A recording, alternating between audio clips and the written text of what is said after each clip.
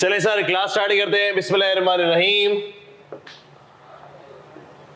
Financial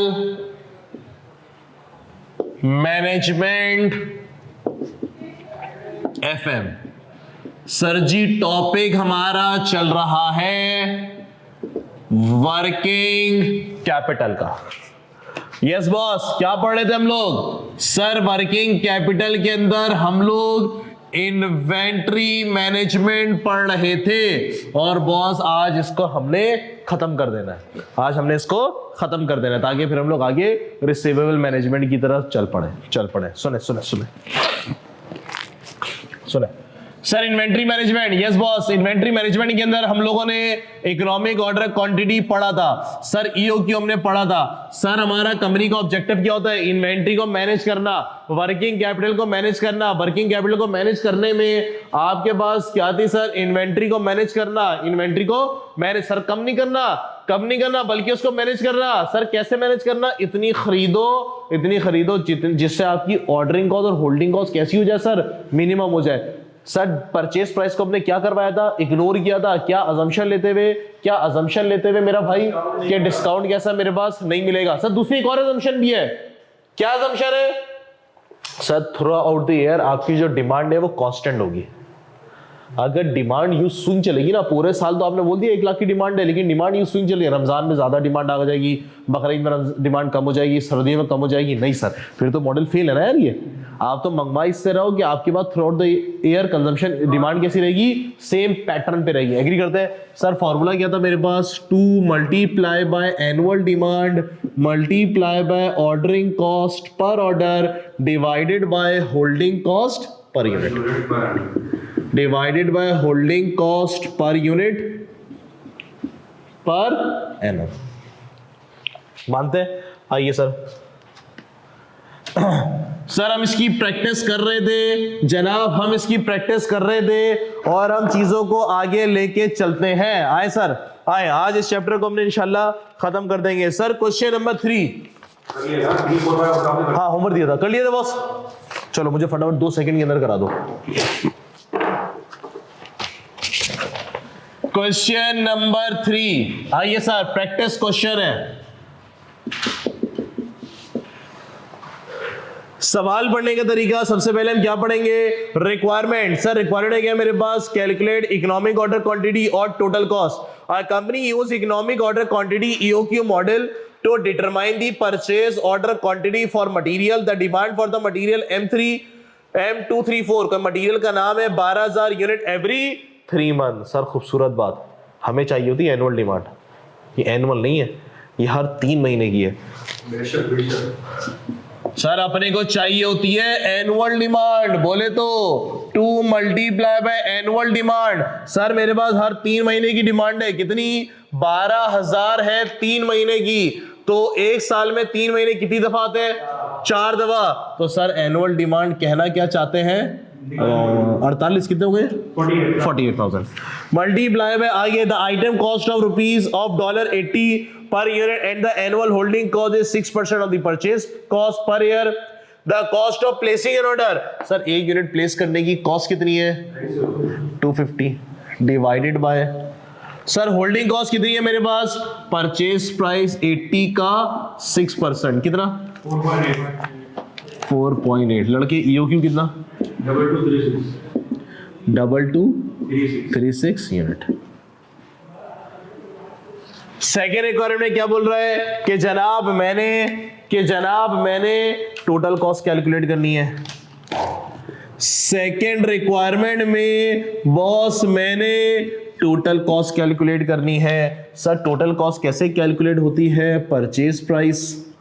पूरे साल आपको कितने चाहिए? सर पूरे साल आपको चाहिए 12,000 unit multiply by 4 multiply by 1 कितने का है? 80 का। कितना हो गया बॉस? 384,000। उसके बाद है मेरे पास ordering cost annual demand multiply by 4। बोले तो कितना हो गया ये? 48,000। 12 24 24 annual demand divided by EOQ कितना है मेरे पास 2236 multiply by ordering cost per order 250 5367 उसके बाद है मेरे पास holding cost EOQ divided by 2 multiply by holding cost sir purchase price का 6% आंसर 53 1 रुपए का $1 का फर्क आ रहा है क्योंकि राउंडिंग ऑफ की वजह से। चले सर कितना 385073 खूबसूरत बात। चले सर अगला सवाल। सर ये सारा होमवर्क दिया हुआ था, आई होप आप लोगों ने कर लिया होगा। सर अगला क्वेश्चन नंबर 5। अगला जनाब क्वेश्चन नंबर 5 क्या फरमा रहे हैं सर 4 होगा जी। A company use economic order quantity to determine the purchase order quantity for the material. The demand for material M456 is 1,35,000 unit per year. The item cost of ₹10 per unit and the annual holding cost is 5% of the purchase cost of placing an order is 240. आइए sir मैं EOQ calculate करने चला। Sir economic order quantity 2 multiply by annual demand multiply by ordering cost per order divided by holding cost per unit 2 multiply by annual demand। Sir annual demand कितनी है मेरे पास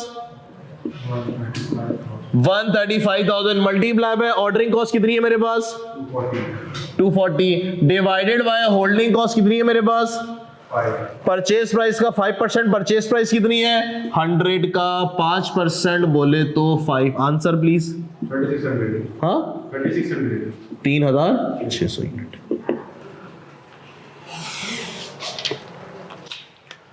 चले sir second requirement boss मुझे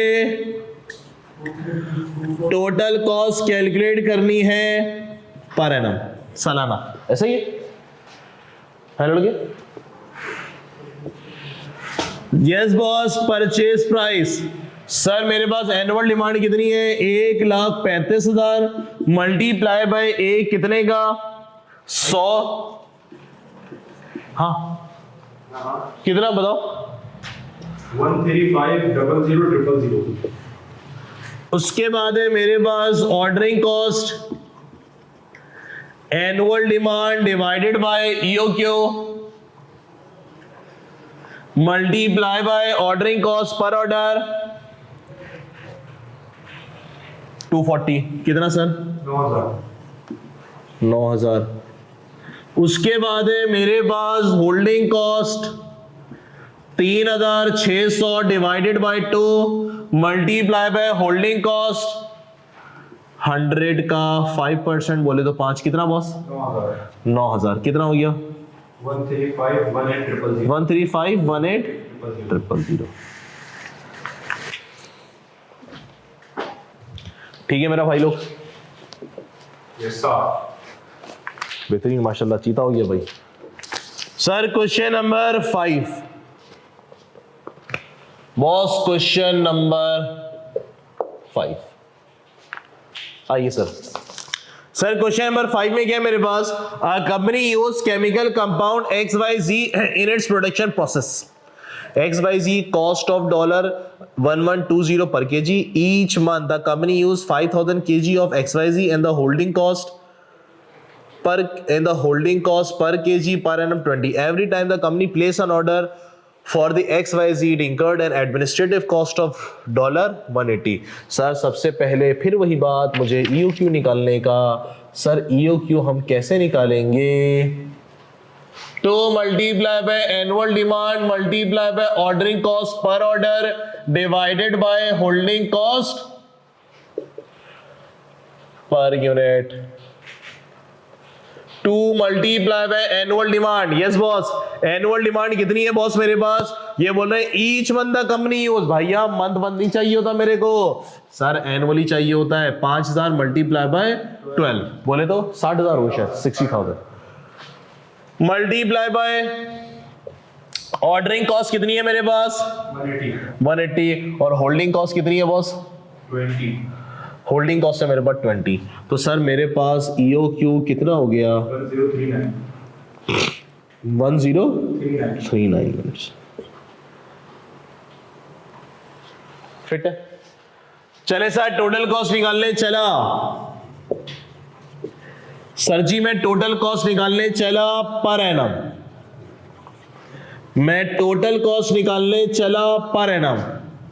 purchase price पूरे साल मुझे कितने चाहिए? 5000 मल्टीप्लाई बाय 12 बोले तो 60,000 मल्टीप्लाई बाय एक कितने का है सर? एक कितने का है? 1120। कितना हो गया सर? 6720000। उसके बाद है मेरे पास ordering cost. Sir ordering cost कैसे? एनुअल डिमांड ये ले लेता हूं मैं direct 60,000 divided by EOQ multiply by ordering cost per order. Sir कितनी है मेरे पास? 180। कितना भैया? 10395। फिर holding cost EOQ divided by 2 multiply by holding cost per unit 20 कितना? 10390। सर ये फर्क क्यों आ रहा है भाई? ये राउंडिंग ऑफ का फर्क है। खैर चल ऐड मारो भाई कितना? 67220784। खूबसूरत हो गया बॉस। सर खूबसूरत हो गया। डन है बॉस। क्या बोर्ड का सफाया कर दें? क्या बोर्ड का सफाया कर दें? चले सर इसके अंदर एक और कॉन्सेप्ट है, हम उसको जरा डिस्कस कर लेते हैं। लीड टाइम और minimum inventory level, maximum inventory level, reorder level, ये हम जरा डिस्कस कर लेते हैं। आओ जी चले सर आइए कॉन्सेप्ट डिस्कस करने चले। सुने बॉस सुने सर ने EOQ बोल लिया। EOQ का मतलब क्या है? हाँ वो तो है, मतलब क्या है? पूरे साल में नहीं, हम एक वक्त में कितने यूनिट मंगवाए, फॉर एग्जाम्पल अपनी तरफ से डाटा दे रहा हूं। इकोनॉमिक ऑर्डर क्वांटिटी है सर, फॉर एग्जाम्पल अपनी तरफ से डाटा 10,000 kg का। क्या मतलब? एक वक्त में कितने kg मंगवाता हूं? 10,000 के करके मंगवाता हूं। सर माल कौन लेकर आएगा? सप्लायर लेकर आएगा। माल कौन लेकर आएगा? सप्लायर लेकर आएगा। सप्लायर ने बोला कि सर मैं कम से कम जो माल लेकर आऊंगा वो 4 दिन में लेकर आऊंगा, उससे पहले मुझसे तवक्को नहीं रखना। ज्यादा से ज्यादा मैं 6 दिन लूंगा, 7वें दिन नहीं आऊंगा, गारंटीड है। कम से कम कितने दिन में आऊंगा? ज्यादा से ज्यादा कितने दिन में? 6 दिन में। इसके बीच में आ जाऊंगा, 4थे दिन भी, 5वें दिन भी, 6ठे दिन भी। उससे पहले नहीं आऊंगा, तंग नहीं करना, फोन कर करके और 6 दिन के बाद ही आऊंगा, एक गारंटी। अगर आऊंगा तो जुर्माना पे करूंगा। एग्रीड डन हो गया। सर ये मेरे पास कहलाता है लीड टाइम। भाई लीड टाइम की डेफिनेशन क्या बनी? ऑर्डर करने से लेके माल आने तक का टाइम। एग्रीड। सर कंजम्पशन कितनी होती है? प्रोडक्शन वाले जो माल बना रहे हैं वो कितना मटेरियल खर्च करते हैं? वो करते हैं सर फॉर एग्जांपल उन्होंने बोला कि जनाब कम से कम एक दिन के अंदर 300 kg, कम से कम, से कम नहीं खरीदते लेते हमसे, ज्यादा से ज्यादा 600 kg पर डे। स्टोर वालों से प्रोडक्शन वाले कम से कम एक दिन में कितने केजी लेते हैं? 300 kg। ज्यादा कितने लेते हैं? 600 kg। ये हिस्ट्री भी बता रही है और हमने प्रोडक्शन वाले से पूछ भी लिया। हमने बोला हाँ भाई लड़के जरा बताओ तुम लोग मुझसे कम से कम कितने केजी लोगे? कह रहे सर मैं आपसे कम से कम 300 kg लूंगा, ज्यादा 600 लूंगा, से ज्यादा लूंगा नहीं, जगह नहीं है बनाने की, इससे ज्यादा नहीं लेंगे। डन, लॉजिक क्लियर हुई। एक वक्त में कितने केजी मंगवाते हो बॉस? इसको थोड़ा कम कर दूं मैं। सर फॉर एग्जाम्पल एक वक्त में तुम 4000 kg मंगवा रहे हो। सर ये हमने EOQ किससे डिसाइड किया? हमने ये EOQ के फॉर्मूले से हमने डिसाइड किया, हमने सीख लिया। सर सवाल ही पैदा होता है मैं माल कब मंगवाऊं, कितना मंगवाऊं, पता चल गया। इसको हम कहते हैं इकोनॉमिक ऑर्डर क्वांटिटी या फिर री ऑर्डर क्वांटिटी। कितनी क्वांटिटी का ऑर्डर करूं? बार बार। सर सवाल ही पैदा होता है मैं ऑर्डर कब करूं? मैं ऑर्डर कब करूं? ये मेरे पास कहलाता है री ऑर्डर लेवल। चले सर सोच समझ के बताइएगा, मेरे भाई लोग सोच समझ के बताइएगा, री ऑर्डर लेवल कितना होना चाहिए? बताओ नंबर तुम्हारे सामने, जितना भी इतना नहीं, नंबर बताओ। एवरेज बताओ, नंबर बताओ ना, नंबर फाइनेंस के बंदे बॉस, नंबर बताओ। माल कितने नीचे तक खत्म हो जाए तब ऑर्डर प्लेस करोगे? सवाल है सर आपके स्टोर में जो पड़ा हुआ है खत्म हो गया बिल्कुल जीरो हो गया, आपने सप्लायर को फोन किया भाई माल खत्म हो गया फटाफट लेके पहुंच, ये करेंगे? देख के बताया मुझे होता है ये करेंगे? या सर थोड़ा खत्म हो थोड़ा बाकी हो, सप्लायर को बोला भाई थोड़ा सा मटेरियल रह गया पहुंच लेके, या ये करेंगे थोड़ा सा कितना बाकी हो? 19,000 90,000 90 कैसे बना दिया सर? 2400 4 दिन का टाइम होता है। 2400 कितना बोला तुमने? 24। मेरे भाई ने बोला कि सर रीऑर्डर लेवल होना चाहिए 2400 केजी। अभी भाई की बात को जरा सुन लेते हैं। यानी कि स्टोर के अंदर 2400 केजी पड़े हुए, मैंने सप्लायर को फोन किया भाई माल लेके पहुंच, एग्री कर दो? कितने केजी पड़े हुए? सर कोशिश क्या होनी चाहिए, माल खत्म ना हो, ऐसा ना हो कि प्रोडक्शन वाले मशीन बंद करके बैठ जाए और बोले सर मटेरियल ही नहीं क्या बना है, सप्लायर आ रहा है अभी बैठे हुए। ऐसा नहीं होना चाहिए, ऐसा नहीं होना चाहिए। आपने बोला सर कितना केजी होना चाहिए? 2400 ऑर्डर प्लेस कर दें। सुना, पहला दिन आया, सुबह हुई, प्रोडक्शन वालों ने कितने लिए मटेरियल आपसे? 600। आप मना तो नहीं कर सकते, उन्होंने तो लिख के दिया आपको। 2400 में से 600 चले गए पहले दिन, कितने रह गए? 1800। दूसरे दिन शुरू हुआ, दूसरे दिन की सुबह फिर प्रोडक्शन वाले कितने ले गए? 600। कितने रह गए थे? 18। कितने रह गए थे? 18। अब कितने रह गए? 12। तीसरे दिन की सुबह फिर कितने चले गए? 600। मना नहीं कर सकते सर, उसने लिख के दिया हुआ है, मैं आपसे मैक्सिमम कितने लूंगा, इससे ज्यादा मांगू तो गर्दन पकड़ लेना मेरी, एग्री करते हो? अब कितने रह गए? चौथे दिन की सुबह कितने ले दिए उसने? 600। कितने रह गए? 0। सप्लायर की दही करना शुरू कर दी हमने, भाई चौथा दिन है माल लेके पहुंच, शाम तक ही आजा, मगरिब तक आजा, माल लेके पहुंच। सप्लायर ने बोला तंग नहीं करना, 4 से 6 दिन के दरमियान आऊंगा। 5वें दिन की सुबह सप्लायर नहीं आया, चौथे दिन 5वें दिन की सुबह प्रोडक्शन वाला पहुंचा स्टोर, ला भाई मटेरियल दे। सर आप उसको क्या बोलेंगे? क्या बोलेंगे सर? बोलेंगे सर माल नहीं है, तूने 600 क्यों खरीद लिए मुझसे, तू कम कम लेता। हमने बोला भाई मैंने तुझे लिख के दिया हुआ है, पहले तुझे लिख के दिया हुआ है कि भाई 600 300 से 600 के दरमियान लूंगा, 600 से ज्यादा लेता तो मेरी गर्दन पकड़ता। तेरा फॉल्ट है, तुझे प्लानिंग करनी नहीं आती, एग्री करते हो? सप्लायर को फोन कर रहे, दिमाग खा रहे, पहुंच पहुंच पहुंच पहुंच। सप्लायर ने बोला सर फोन नहीं करो, मैं फोन अपना बंद कर दूंगा, 7वें दिन अगर आऊंगा तो मेरे गर्दन से पकड़ लेना, 6ठे दिन पहुंच जाऊंगा। और सप्लायर 6ठे दिन ही पहुंचा, तो सर कितने दिन आपकी फैक्ट्री बंद रही? कबाड़ा हो गया, माल बना नहीं, बिका नहीं, प्रॉफिट आया नहीं, लेबर की तनख्वाह चढ़ रही है। लॉजिक क्लियर हो नहीं मैं क्या कहना चाह रहा हूं? सर तो प्लानिंग तो आउट हो गई ना यार। कितना होना चाहिए बॉस? कितना होना चाहिए? सर सेफ साइड पे रहिए, सेफ साइड पे, कि सप्लायर आएगा भी देर से, सप्लायर आएगा भी देर से, और रोजाना मैक्सिमम माल लिया जाएगा। दोनों साइड पर आप सेफ साइड पे रहिए, एग्री करते हैं? यानी कि सर कितना स्टोर होना चाहिए? आपने बोला 600 केजी मल्टीप्लाई बाय 6 डेज, कितना बना? 3600 केजी। फॉर्मूला क्या बनेगा? फॉर्मूला क्या बनेगा? मैक्सिमम कंजम्पशन मल्टीप्लाई बाय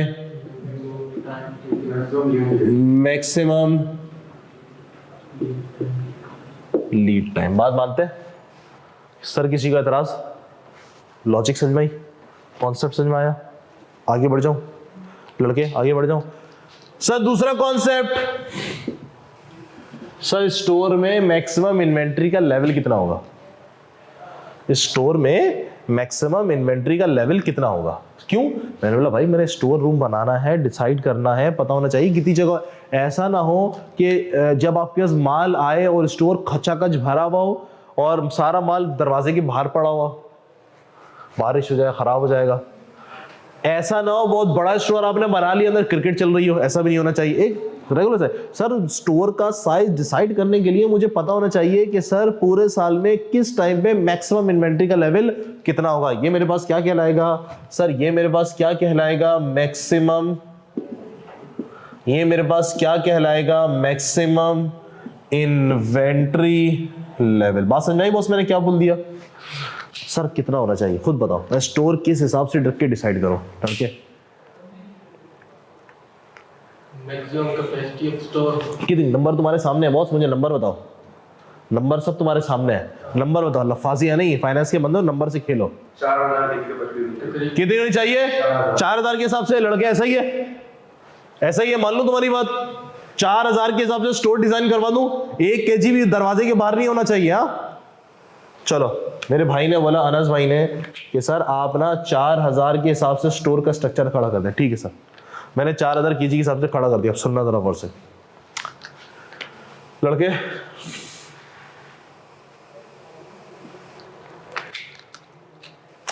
कितना माल पड़ा हुआ था तुम्हारे पास? 3600 स्टोर के अंदर, 3600 स्टोर के अंदर पड़ा हुआ था। तुमने नया माल ऑर्डर कर दिया, तुमने नया माल ऑर्डर कर दिया। कितना माल का ऑर्डर किया? 4000 प्लस 4000 का माल आ गया। स्टोर में कितना? 76 लेकिन सर ये माल जब आएगा तो सर थोड़ा खत्म भी तो होगा, खर्च भी तो करे इसको, माइनस भी तो करे इसको। कर देते हैं, यहाँ माइनस कर देता हूँ, यहाँ करो, एक ही बात है, माइनस कर देते हैं। सर कितना खर्च करें? मैंने बोला सर पहले दिन आया, स्टोर वाले ने कितना मटेरियल लिया मुझसे? भाई मर्जी है उसकी यार, मैं मना करूंगा उसको, प्रोडक्शन वालों को। मैं तो सेफ साइड पे रहूंगा ना यार सर, मैं तो सेफ रहूंगा। मैं बोलूंगा भाई 300 क्यों ले रहा है, पागल हो गया क्या, ज्यादा ले। बोला भाई मैंने तुझे बोला कम से कम 300 तो 300। मैं बोलूंगा भाई, मैंने बोला ज्यादा ले यार, स्टोर मसला हो जाएगा, माल आने वाला है, जगह नहीं है मेरे पास, गेट के बाहर खड़ी करने पड़ जाएगा मटेरियल। सर ऐसा नहीं करो, ज्यादा लो। कह रहा है भाई जो मैंने तुझे लिख के दिया वो कर, तुझसे प्लानिंग नहीं हो रही सही, तुझसे काम सही नहीं हो रहा, तो इस सीट के लिए ना डिजर्व नहीं करता। बात समझाई मैंने क्या बोला? सर कितने दिन? 300। पहले दिन 300, दूसरे दिन भी 300, तीसरे दिन भी 300 और चौथे दिन बंदा माल लेकर पहुंच गया, जल्दी आ गया सप्लायर। स्टोर लबल अप, एग्री, मल्टीप्लाई बाय 4 दिन। सर कितना बना?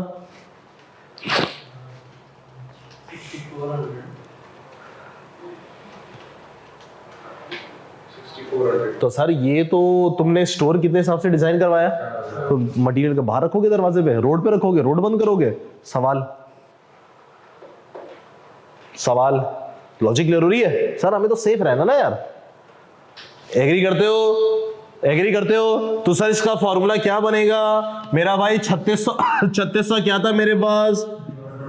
रीऑर्डर लेवल प्लस ये क्या था मेरे पास? EOQ माइनस ये क्या था मेरे पास? मिनिमम कंजम्पशन मल्टीप्लाई बाय ये क्या है मेरे पास? Minimum lead time. क्या सबों को बात समझ आई? क्या सब भाइयों को बात समझ आई? लॉजिक बनी, कॉन्सेप्ट बना। सर कम से कम इन्वेंट्री कितनी होगी स्टोर के अंदर? कम से कम मिनिमम का मतलब तो 0 होता है भाई। मिनिमम कितनी होनी चाहिए? 0, लेकिन फिर भी मिनिमम नंबर के साथ में। हाँ नंबर से हिसाब से 1800। Minimum inventory. सर सुने, ये कुछ किताबों में लिखा हुआ है तो मैंने करा दूं तुम लोग को। Minimum inventory level,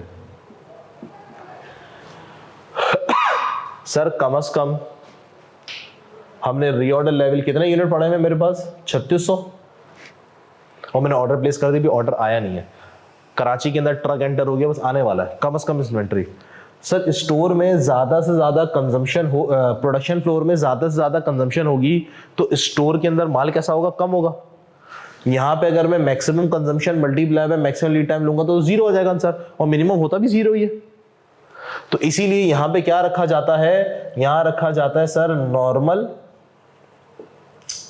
consumption multiply by normal lead time, यानी कि इसका फॉर्मूला बनता है reorder level minus normal consumption multiply by normal lead time. बात समझ में आई मैंने क्या बोल दिया?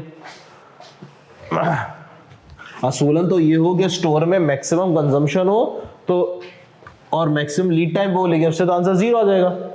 तो क्या बनेगा इसका फॉर्मूला सर? रीऑर्डर लेवल मेरे पास कितना है boss? Where is the reorder level? Reorder level मेरे पास ये रहा 3600 माइनस जी sir minus minimum consumption normal consumption multiply by normal lead time. Normal का मतलब तो एवरेज। अगर क्वेश्चन के अंदर तुम्हें नॉर्मल ला दे तो हम क्या लेंगे यहाँ पे? एवरेज। नॉर्मल ला दे तो हम यहाँ पे क्या लेंगे? एवरेज। सर इसका एवरेज कितना आएगा लड़के? इसका एवरेज कितना आएगा?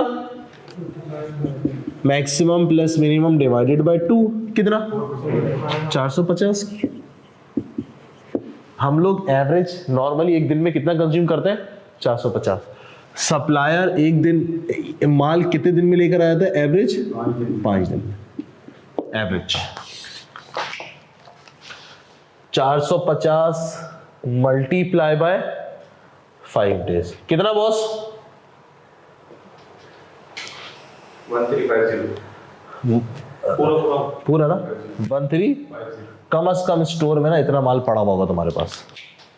क्या आप बात समझ में आई मेरे भाई लोग? बात समझ में आई? सर इसको कॉपी करें एग्जाम्पल को, फिर हम इसका सवाल करेंगे और फिर हम इसकी स्टडी टैक्स की थ्योरी पढ़ेंगे। चले सर। ये रीऑर्डर लेवल और रीऑर्डर क्वांटिटी अलग चीज है। रीऑर्डर क्वांटिटी का मतलब कितने क्वांटिटी का ऑर्डर करो, जो ईओ होता है। ईओ का मतलब होता है रीऑर्डर लेवल का मतलब स्टोर में कितना लेवल है इन्वेंट्री का कि तुम ऑर्डर प्लेस कर दो। और फिर मैक्सिमम इन्वेंट्री लेवल, ज्यादा से ज्यादा स्टोर के अंदर इन्वेंट्री कितनी होगी उसके हिसाब से स्टोर का रूम का साइज डिसाइड करना पड़ेगा। कम से कम ऐसे ही करवा दिया जाता है, कोई काम होता नहीं इसका। चले सर आगे बढ़ते हैं मेरा भाई। Practice question number 7। सर जी प्रैक्टिस क्वेश्चन नंबर 7। जब तक मैं बोर्ड का सफाया करता हूं मेरा भाई आप लोग इसको पढ़ लीजिए। Question number P7। Data relating to store item 6787 are as follows. Sir daily usages कितनी है हमारी? 300 से लेके 500 यूनिट तक। लीड टाइम सप्लायर सर कम से कम 5 दिन और ज्यादा से ज्यादा 20 दिन में आएगा। और रीऑर्डर क्वांटिटी कितनी है मेरे पास? रीऑर्डर क्वांटिटी के स्लैश करके लिख लो EOQ क्वांटिटी। चले सर मुझे क्या कैलकुलेट करना है? सर मुझे रीऑर्डर लेवल कैलकुलेट करना है। आओ सर मैक्सिमम कंजम्पशन कितनी है? 500 unit multiply by maximum lead time कितनी है सर? 20 दिन। हाँ लड़के कितना? 10,000 कितना? 10,000 kg। kg नहीं है, यूनिट है ना सर? यूनिट है। मैक्सिमम कैपेसिटी और मैक्सिमम यूजेज। मैक्सिमम कैपेसिटी और maximum yes boss. Maximum inventory level sir reorder level कितना मेरे पास? 10,000 प्लस EOQ भी कितना? 10,000 minus minimum consumption multiply bye minimum lead time कितने दिन है? 5 दिन। Answer please. 1500 इक्वल। यप सही है। हाँ बोलो बोलो। हाँ सही है।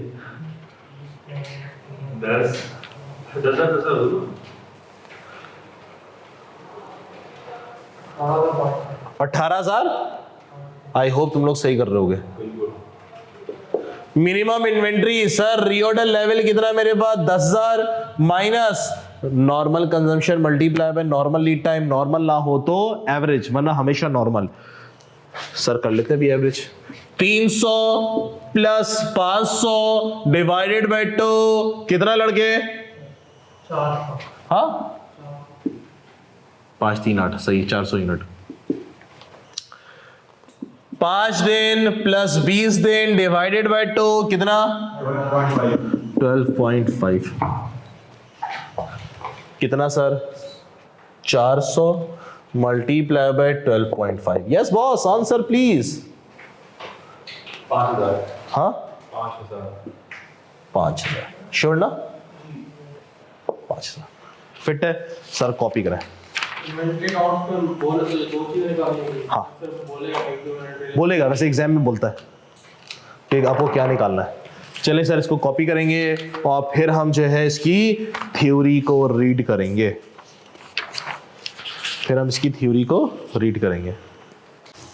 चले बॉस थ्योरी पढ़ेंगे लड़के, थ्योरी पढ़ेंगे इन्वेंट्री की। पढ़ूं boss?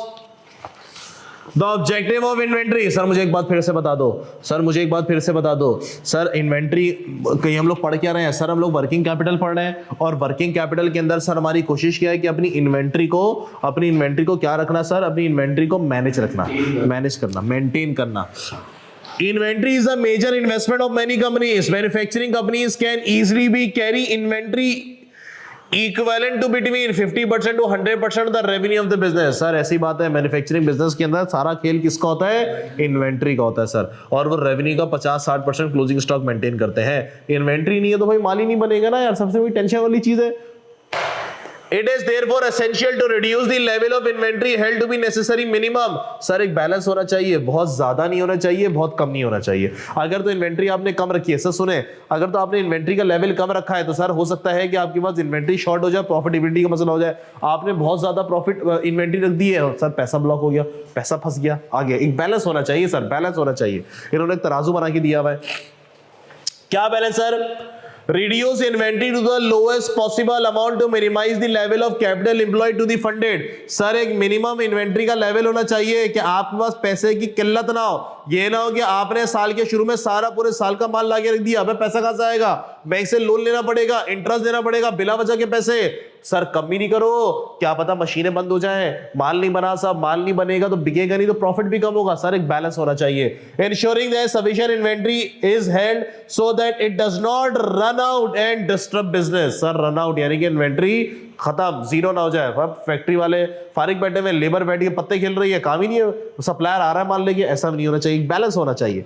Cost of high inventory level. Sir अगर तो आपके पास इन्वेंट्री का लेवल हाई है तो सर क्या क्या हो सकता है बताओ भैया? अगर तो इन्वेंट्री आपने भर भर के थोक के हिसाब से रख दी है तो कौन कौन सी कॉस्ट भर जाएगी आपको बताओ? सर स्टोरेज की कॉस्ट बढ़ जाएगी, आपका फाइनेंस की जो इंटरेस्ट है वो बढ़ जाएगा, वहां बंदे ज्यादा बिठाने पड़ेंगे। ऐसा ही है, इन्वेंट्री खराब ऑब्सोलीट होने का डर है, डैमेज होने का डर है, चोरी होने का डर है। एग्री करते हैं? क्या फरमा रहे हैं? Keeping inventory level is high expensive owing to foregone interest from tied up the capital inventory. सारा पैसा आपने कैपिटल में डाल दिया, अगर वो आपका अपना पैसा था तो बैंक में रख के सूद खा लेते, और अगर आपने कहीं से उधार लिया हुआ है तो सर थोड़ा सूद कम लग जाता। Sir holding cost, storage cost आपकी ज्यादा हो जाएगी, ज्यादा इन्वेंट्री अब लाके रखेंगे तो गार्ड वार्ड बंदे भी ज्यादा बिठाने पड़ेंगे। सर चोरी का, डैमेज का और ऑब्सोल्यूशन का भी रिस्क है। एग्री करते हैं? Sir cost of high level of inventory. Carrying inventory involves a major working capital investment and therefore level need to be very tightly controlled. The cost is not just for the purchase of good but also storing, insurance, managing them also they are in the inventory. Holding cost के अंदर sir सिर्फ working capital finance का नहीं होता बल्कि उसको रखने की, होल्ड करने की इंश्योरेंस की कॉस्ट भी होती है। सर परचेज कॉस्ट क्या है? जो कि सप्लायर को खरीदते में पैसे देने आपने। Purchase cost once goods are purchase capital is tied up in them and until sold on in their current state or convert into finished goods, the capital earned no return. This loss return is an opportunity because of holding the inventory. आपने इतना सारा माल ला के रख दिया, पैसा block हो गया, उससे माल बनेगा, बिकेगा, सर वो बैठ गया, पैसा सूद भी खा सकते थे। Storage and store administration. Storage sir जैसे होता है, मटीरियल स्टोर में लाके रखोगे तो स्टोर का रेंट, उसकी इंश्योरेंस, उसके अपने सब खर्चे। In addition, the good must be stored. The company must incur the expense of the renting out the warehouse space, or if using space they own, there is an opportunity cost associated with the alternative use of the space could be put on. Sir अगर तो आपने किराए पे store लिया हुआ है तो किराया बढ़ जाएगा, और अगर आपका अपना किराया है तो सर आपने बिला वजह जगह भर दी है, आप उसको किराए पे देकर कुछ मुनाफा भी कमा सकते हैं। They may also be additional requirements such as control temperature, light, which required extra funded. Sir medicine वगैरह होती है, शुगर वगैरह की मेडिसिन को एक मखसूस टेम्परेचर पे बर्फ के साथ रखना होता है, वो भी तो खर्चा है ना भाई, वो भी तो खर्चा है ना। Other risk, one store the good will need to be insured. Sir goods store की इंश्योरेंस भी कराओ। Specialized equipment may need to transport the inventory to where it is to be used. Staff will required to manage the warehouse and protect against the theft and if inventory level are high, significant investment may be required in sophisticated inventory control system. Sir staff भी बिठाना पड़ेगा, इसकी insurance भी करानी पड़ेगी, inventory control का system को SAP वैप भी लगाना पड़ेगा. The longer inventory is held, the greater the risk that will be deteriorate to or become out of date. This is true for the perishable goods, fashionable item and high technological product. For example, sir समझे, sir इन्होंने बोला कि अगर तो ज्यादा आपने inventory ला के रख दी है, सर अगर तो फैशनेबल आइटम है, सर आउट ऑफ फैशन हो जाएगा, टेक्नोलॉजिकल तो आपको पता है सर चेंज आएगी. आपने रैम ला के रख दी, थोक के हिसाब से भर दी. अब रैम तो आपको पता है अपडेट होती रहती है, अभी 1 GB, फिर 5 GB, फिर 8 GB, फिर 10 GB यूएसबी का डाटा आपने ला के रख दिया. सर हमारे जमाने में तो एमबीज में यूएसबी आती थी जब लोग बच्चे हुआ करते थे. अब तो सर वो 64 128 GB तो ऐसे मिल जाती है जैसे कोई बात ही नहीं है. पहले तो हार्ड डिस्क आती थी 128 GB वाली, अब तो सीन ही अलग हो गया है. ऐसा आगे. Cost of low inventory, sir low come inventory रखने की भी अलग पंचायत है. सर आपने स्टोर के अंदर कम इन्वेंट्री रखी तो खतरा क्या होगा सर, अगर तो मटेरियल खत्म हो गया, सप्लायर नहीं लेकर आया माल, तो सर माल मशीन बंद हो जाएगी, मार्केट में बिकेगा नहीं, तो कंट्रीब्यूशन खो जाऊंगा. एग्री करते हैं. और सर अचानक से कोई स्पेशल ऑर्डर आ गया, फटाफट यूनिट बना दो, मुनाफा उसमें ज्यादा है लेकिन इन्वेंट्री नहीं है. If inventory level are keep too low, the business face alternative problem. Stock out, loss contribution. Sir अगर तो इन्वेंट्री आपकी खत्म हो गई है, प्रोडक्ट मशीनें बंद है, माल बिका नहीं तो प्रॉफिट भी नहीं आया, प्रोडक्शन रुक जाएगी, इमरजेंसी ऑर्डर नहीं कर सकते आप. हाई रीऑर्डर, स्टार्टअप कॉस्ट और लॉस क्वांटिटी डिस्काउंट. सर अगर आप थोड़ा करके मंगवाएंगे, कम इन्वेंट्री रखेंगे, तो आप क्वांटिटी डिस्काउंट जो सप्लायर देता है वो आप खो सकते हैं. और दूसरा सर, अगर आपके पास ऑर्डर आ गया तो आपको जल्दी से इमरजेंसी में माल मंगवाने के लिए आपको थोड़ा फिर महंगा माल पड़ेगा. Sir cost of inventory, low inventory की कॉस्ट मेरे पास क्या है सर, लो इन्वेंट्री की मेरे पास कॉस्ट क्या है सर, लो इन्वेंट्री कॉस्ट है मेरे पास, if business run out for a particular product use in manufacturing, it may cause interruption to the production process causing idle time, stock piling of the work in process और possibly missed order. जी sir आपने material कम रखा अपने पास, फिर वो अगर production में जाएगा तो सारा ऑर्डर मिस कर सकते हैं, टाइम लग जाएगा. Alternatively running out of the goods held for onward sales can result in dissatisfied customer and perhaps future loss order if custom is switched to alternative supplier. If a stock out looms, the business may attempt to avoid it by acquiring the good needed at a short notice. This may involve using a more expensive or poorer quality supplier. ठीक है sir, अगर आपको जल्दी लेना पड़ेगा किसी से तो आपको मजबूरी के तहत महंगा भी लेना पड़ेगा, हो सकता है क्वालिटी भी कॉम्प्रोमाइज करनी पड़े. Reorder level, each time inventory run out, new supplies must be acquired. If the goods are bought in, the costs that arise are associated with administration, completion of the purchase requisition, authorization the order, placing the order with the supplier, checking the delivery, final settlement of the invoices if the goods are to be manufactured, the cost of setting up the machine which will be incurred each new batch is produced. Loss of quantity discount. Sir अगर आप थोड़ा कम inventory maintain करेंगे तो sir इसका मतलब ये हुआ कि आपको डिस्काउंट भी सप्लायर का नहीं मिलेगा, क्वांटिटी डिस्काउंट में मिलता है. Purchase item in bulk would often attract a discount from the supplier if only small amount are bought at one time in order to keep inventory level low, the quantity discount will not be available. बात समझ में आई boss? Sir इसके challenges क्या हैं, challenges इसके क्या हैं. चले सर आगे, दी चैलेंजेस क्या चैलेंजेस हैं, क्या मुश्किलात हैं. The objective of good inventory management is therefore to determine the optimum reorder level, how many items are left in inventory when the next order is placed and optimum reorder quantity, how many items should be order when the order is placed for all material item inventory. Sir कितनी quantity का order place करें और कब order place करें, reorder EOQ और reorder level, कितना माल एक साथ मंगवाएं ये एक मसले मसाइल है, और कब मंगवाएं ये एक मसले मसाइल है. In practice this means striking a balance between the holding cost on the one hand and the stock count and the reorder cost on the other cost.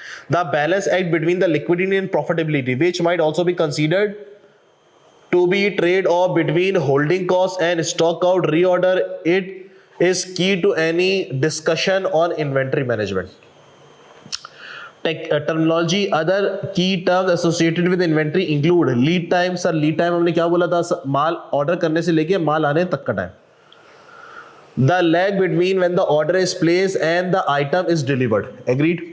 Sir buffer inventory क्या होती है, बुरे वक्तों के लिए. सर देखो सही है, minimum inventory वगैरह तो होती है, लेकिन इसके अलावा कुछ और इन्वेंट्री भी रखी जाती है जिसको हम लोग buffer inventory slash safety stock कहते हैं। लिखो slash safety stock, buffer inventory या फिर सेफ्टी स्टॉक। सर ये बफर इन्वेंट्री क्या होती है या सेफ्टी स्टॉक क्या होता है?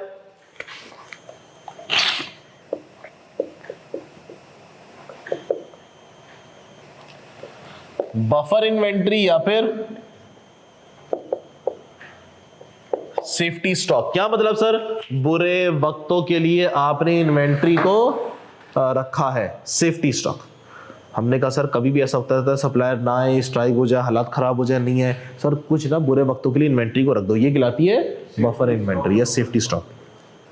The basic level of inventory kept for emergency, a buffer is required because both demand and lead will fluctuate and prediction can only be based on the best estimate। Sir कुछ भी हो आप कर तो estimate रहे हो ना कि सर सप्लायर 4 दिन में आएगा, 6 दिन में आएगा, एस्टिमेट है ना सर, ऊपर नीचे तो हो सकता है, ऊपर नीचे तो होता है, उसके लिए आप कुछ इन्वेंट्री को एहतियातन तौर पर रख लें।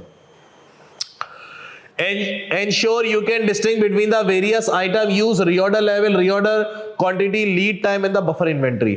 EOQ सर, EOQ का मतलब क्या होता है बॉस? सर आप एक वक्त में कितने यूनिट मंगवाए जिससे आपकी ऑर्डरिंग कॉस्ट और होल्डिंग कॉस्ट दोनों कैसी हो जाए? सेम हो जाए। For business, what do not use just-in-time inventory system?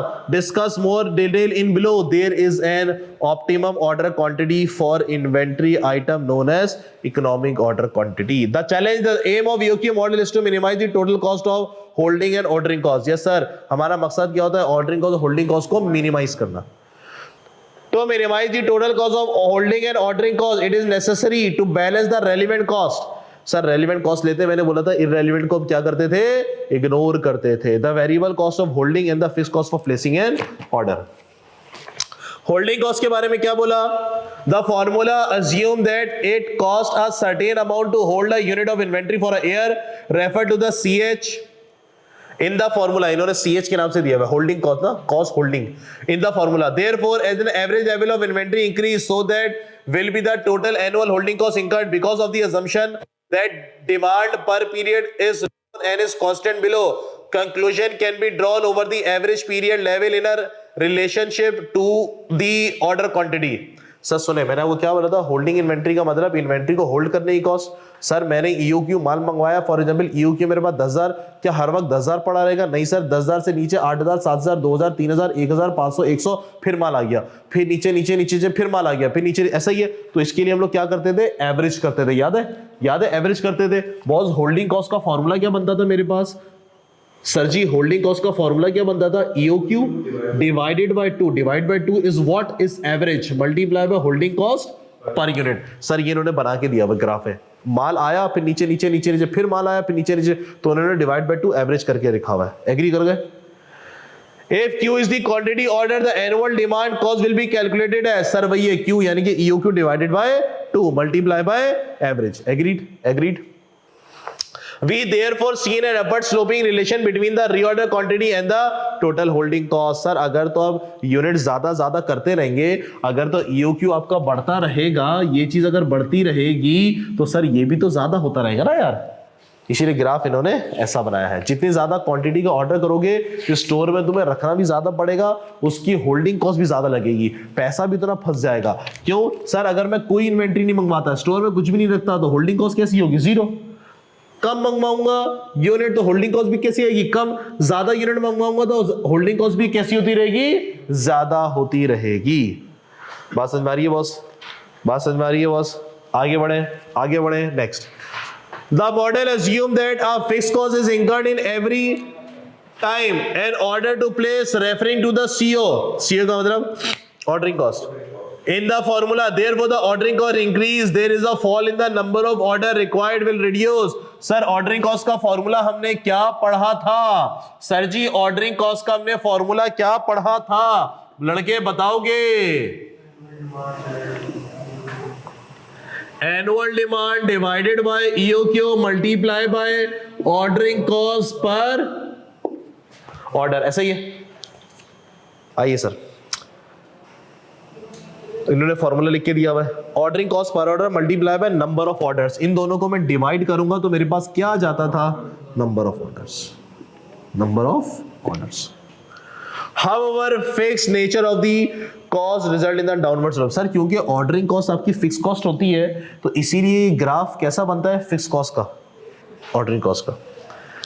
Because you are trying to balance these two costs, one more increase and reorder increase, and on which fall the cost will always be minimized. Yes boss. Sir सुने, एक का graph ऐसे है, इधर देखो लड़के, एक का ग्राफ ऐसे है और एक का ग्राफ ऐसे है.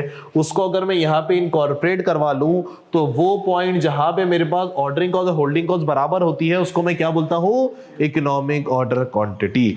आगे सर इकोनॉमिक ऑर्डर क्वांटिटी का असम्पशन क्या है boss? Sir economic order quantity की असम्पशन क्या है, बताओ बताओ बताओ. सर इकोनॉमिक ऑर्डर क्वांटिटी की असम्पशन. हाँ लड़के, एनुअल डिमांड मेरे पास कैसी रहेगी sir, constant through out the year. Purchase वाला कोई डिस्काउंट नहीं दे रहा, ये मैंने पढ़ा था ना फॉर्मूला ड्राइव करते हुए. पढ़े sir assumption. The following assumption are made, demand and lead time are constant. Sir पूरे साल अगर तुम्हें 1,20,000 चाहिए तो throughout the year constant होगा. ऐसा नहीं होगा रमजान में डिमांड ज्यादा हो जाएगी, सर्दियों में कम हो जाएगी, ऐसा सीन नहीं है.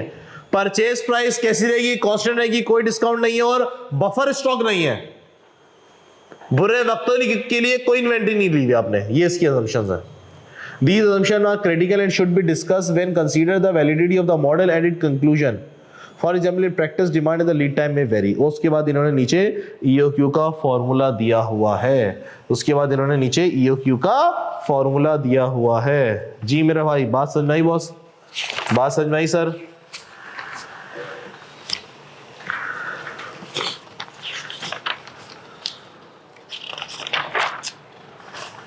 चले सर, आज की क्लास को फिर हम इधर करते हैं, फिर इंशाल्लाह नेक्स्ट क्लास में आपसे मुलाकात होगी.